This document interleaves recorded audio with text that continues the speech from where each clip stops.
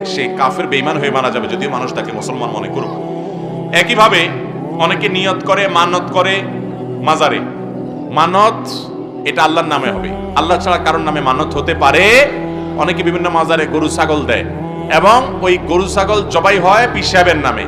আল্লাহ তাআলা কোরআনে বলেছেন, ওয়ালা তাকুলু মিম্মা লাম ইউযকার ইসমুল্লাহি আলাইহি, যেই পশু জবাই করার সময় আল্লাহর নাম নেওয়া হয় নাই, অন্যের নাম নেওয়া হয়েছে, তোমরা সেই পশু থেকে গোশত খাবে না, ওটা হারাম।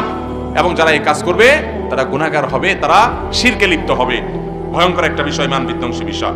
ঠিক একইভাবে ঢোল, বাদ্যযন্ত্র এগুলোকে ইসলামে হারাম করা হয়েছে। নবী করিম সাল্লাল্লাহু আলাইহি ওয়াসাল্লাম বলেছেন, বুইসতু লিউকসিরাল মাজামির, ঢোল, তবলা, বাদ্যযন্ত্র এগুলো ভাঙার জন্য, অর্থাৎ এগুলো সমাজ থেকে, ইমানদার থেকে এগুলা বিতাড়ন করবার জন্য আমাকে আল্লাহ পাঠিয়েছে। অতএব সেখানে তথাকথিত আপনার পীরের মাজার, সেখানেই যদি ঢোল তবলা হয় তাহলে ওইটা তো হারাম শুধু নয়, ওটা ইসলামের নামে হারাম, আরো জঘন্য হারাম। বিধায় মুসলমানদেরকে আল্লাহ